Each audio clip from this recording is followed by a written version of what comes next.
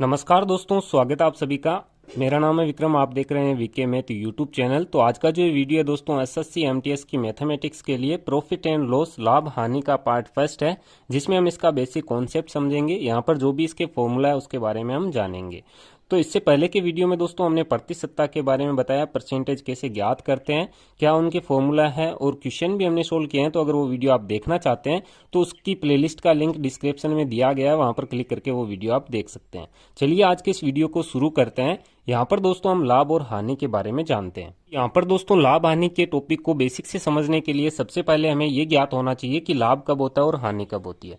तो लाभ और हानि दोस्तों वस्तु के क्रय मूल्य और विक्रय मूल्य यानी कि कॉस्ट प्राइस और सेलिंग प्राइस पर निर्भर करता है कि वस्तु का खरीद मूल्य क्या है और बेचने वाला मूल्य क्या है।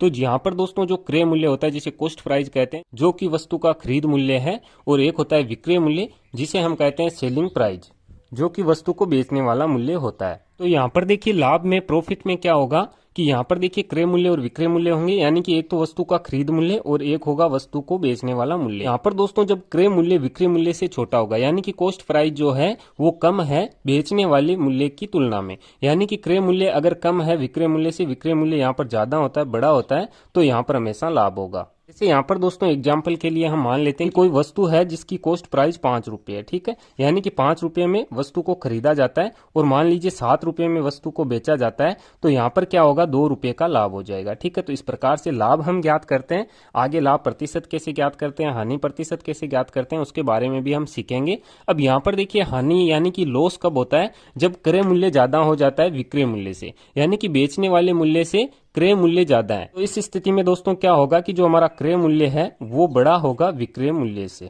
कि वस्तु को बेचा तो कम में जाता है और खरीदा ज्यादा में जाता है, तो यहाँ पर हमेशा क्या होगा, हानि यानी कि लॉस होगा।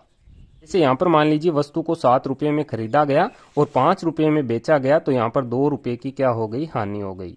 तो यहाँ पर बात होगी दोस्तों क्रय मूल्य विक्रय मूल्य की, लाभ और हानि कैसे होता है। अब यहाँ पर देखिए इसके फॉर्मूला क्या हो जाएंगे, जैसे ही हमने ज्ञात किया, जैसे मान लीजिए क्रय मूल्य यहाँ पर देखिए 5 रुपये था लाभ के लिए और विक्रय मूल्य 7 रुपये था, तो हमने कैसे ज्ञात किया 2 रुपये यहाँ पर हमारे पास लाभ कैसे आया, कि यहाँ पर हमने क्या किया कि जो इसका विक्रय मूल्य था इसमें से हमने क्रय मूल्य को घटा दिया, यानी कि विक्रय मूल्य में से अगर हम क्रय मूल्य को घटा देते हैं तो यहाँ पर लाभ हमें ज्ञात हो जाएगा। तो ये लाभ का सीधा सा फॉर्मूला बन जाएगा। यहाँ पर दोस्तों समझने से हमें फॉर्मूला भी याद रहेंगे।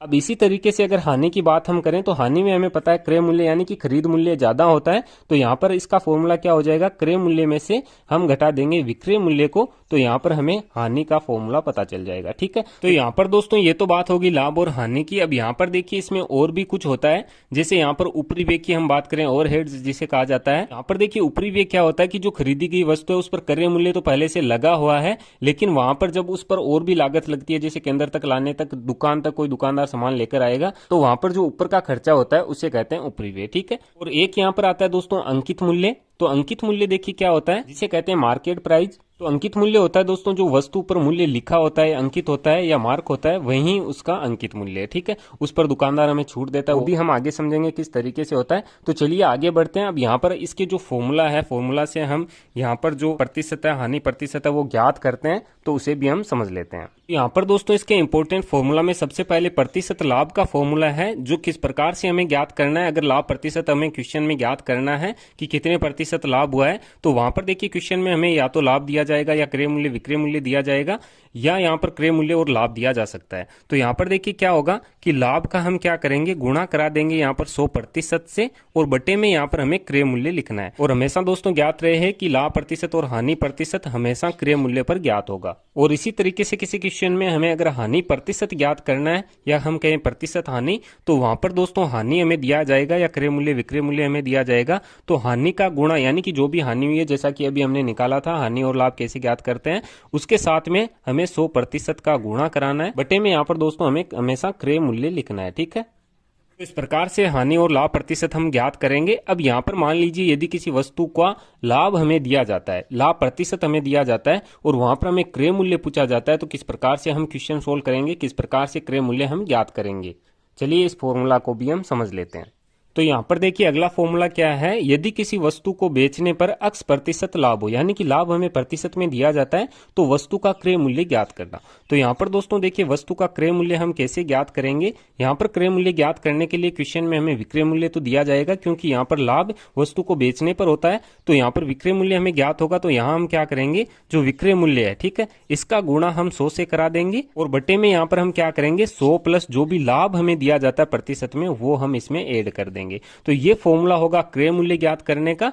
और यहाँ पर दोस्तों जब विक्रय मूल्य हम ज्ञात करते हैं तो उसके लिए क्या होगा, सेम स्थिति में जैसे यहाँ पर हमें दिया जाता है x प्रतिशत लाभ हो तो वस्तु का विक्रय मूल्य ज्ञात करना। तो विक्रय मूल्य देखिए हम किस तरीके से ज्ञात करेंगे, विक्रय मूल्य ज्ञात करने के लिए भी सेम यही रहेगा। यहाँ पर हमें क्या करना होगा, क्रय मूल्य के साथ में गुणा कराना है हमें 100 प्लस x को, यानी कि जो भी लाभ हो रहा है, और बटे में यहाँ पर हमें 100 रखना है, ठीक है। तो इस तरीके से हम विक्रय मूल्य वस्तु का ज्ञात करेंगे जब लाभ प्रतिशत हमें दिया गया हो।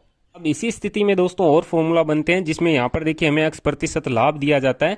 अब मान लीजिए यहाँ पर हमें x प्रतिशत हानि दी गई है, तो वहां पर हम वस्तु का क्रय मूल्य और विक्रय मूल्य कैसे ज्ञात करेंगे, चलिए इसे भी हम समझ लेते हैं। तो यहाँ पर दोस्तों अगला फॉर्मूला इस प्रकार से होगा, यदि किसी वस्तु को बेचने पर x प्रतिशत की हानि हो तो वस्तु का क्रय मूल्य तथा विक्रय मूल्य ज्ञात करना। तो क्रय मूल्य हम कैसे ज्ञात करेंगे, उसी तरीके से होगा। यहाँ पर देखिए विक्रय मूल्य जो है उसके साथ में हमें गुणा करा देना है 100 का, और बटे में यहाँ पर हम 100 माइनस x करेंगे, क्योंकि हानि हो रही है तो यहाँ पर जो प्रतिशत में हमें दिया जाता है उसे घटाना है और लाभ हो तो जोड़ना है, ठीक है। इसी तरीके से यहाँ पर विक्रय मूल्य की हम बात करें तो क्रय मूल्य यहाँ पर हमें साथ में रखना है इसके, और गुणा में जैसा कि यहाँ पर हमने किया था x किया था, तो यहाँ पर हम क्या करेंगे 100 माइनस x कर देंगे, ठीक है। तो यहाँ पर हम लिखेंगे 100 माइनस x और बटे में यहाँ पर हो जाएगा 100, ठीक है।